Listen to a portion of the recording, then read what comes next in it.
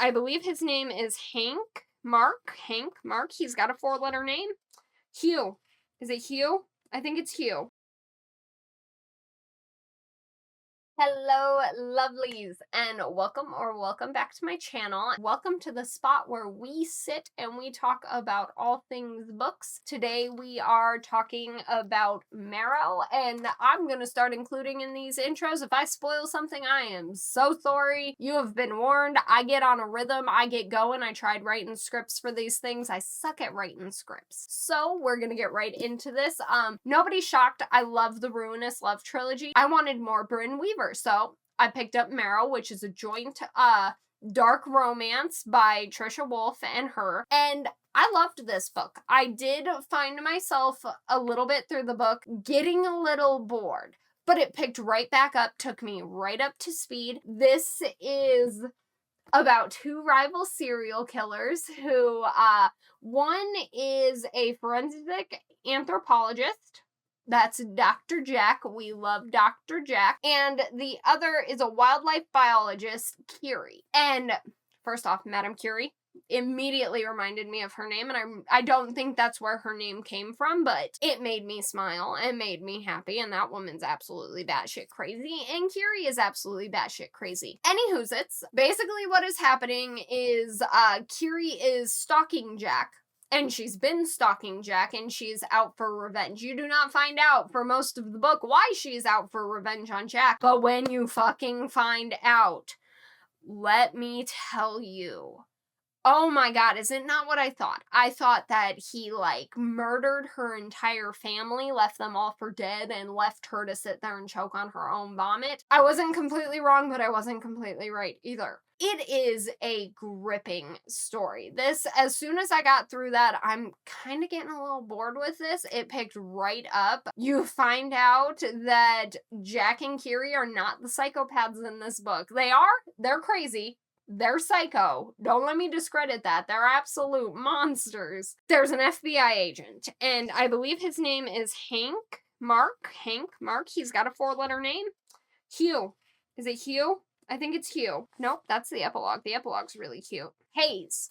He is an FBI agent who you find out is not as squeaky clean as he's sitting here portraying, acting like he's here to protect Curie and whatnot. She's also got a beautiful dog, and there is a scene where an animal does have to be put down. It's not her dog. Don't worry, it's not her dog. When I saw that on the trigger warnings, I was like, I swear to God, if somebody's beloved pet ends up dead, I'm gonna put the book down and not even finish it. That's not the case. The animal actually has to be put down. It is heartbreaking, and the beautiful baby's name is Bunny. It is not a bunny. But she does name it what she names it to piss off Jack. And it is funny how much she goes out of her way to make his life a living hell, and how she just lives rent-free in his head. I absolutely love it. I did rate this a 4.25 because the boredom spat did last for a little bit, so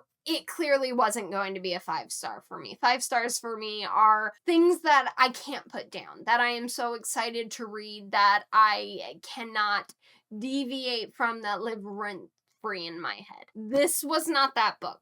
I was very excited to read it, and I am glad that I read it. I am so happy I owned it.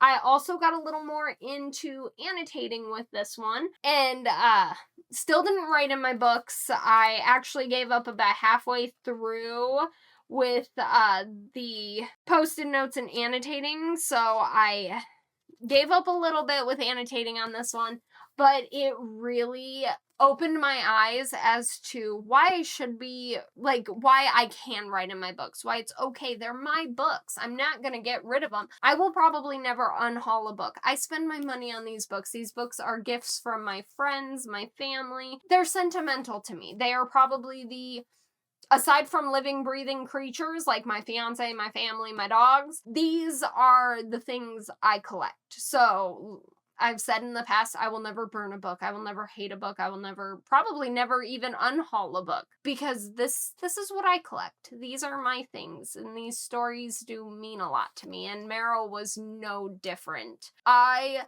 Really enjoyed this book. I enjoyed the twists and the turns, the dark romance.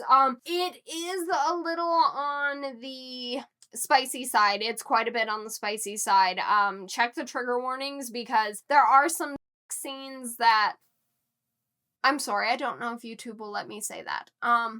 There are some scenes that are a little on the darker side. For example, I'm not going to go into too much detail, but he does interact with himself with his hand covered in somebody else's blood. So if that sort of thing really gives you the creeps and the heebie-jeebies, hang on, I have an angry pup.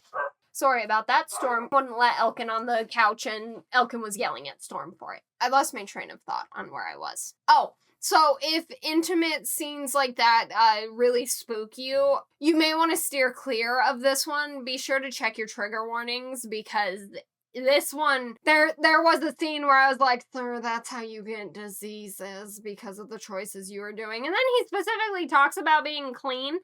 And I'm like, how often do you go get checked? Because this happened in the span of when you and her do the thing, and versus the intimate time with yourself and someone else's. Ugh. But, so yeah. So if you're a little squeamish to that kind of stuff, you may want to check the trigger warnings on this book. I thought it was great. I thought the epilogue was different than most epilogues, and it was really, really cute. I thought it was adorable. She threatens to feed Jack to her dog, and he literally says that in front of an entire audience of people because she can't find him. There's gonna be a spoiler. He was supposed to basically congratulate her and reward her with an award in front of an entire audience. He was late. So he makes up for it in the epilogue, and she can't find him, and she goes, I swear to God, if he misses this again, I'm gonna feed him to the dog. Texts him that, and then he goes, hi, up on stage. I hope you'll hold off until after this before you feed me to our dog. And I'm like, so cute. It's so cute. It's so cute. It's adorable. Have y'all read Marrow, though?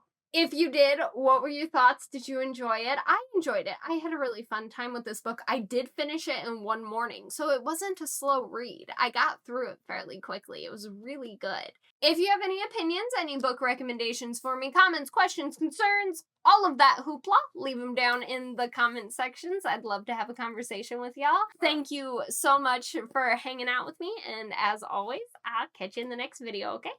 Bye!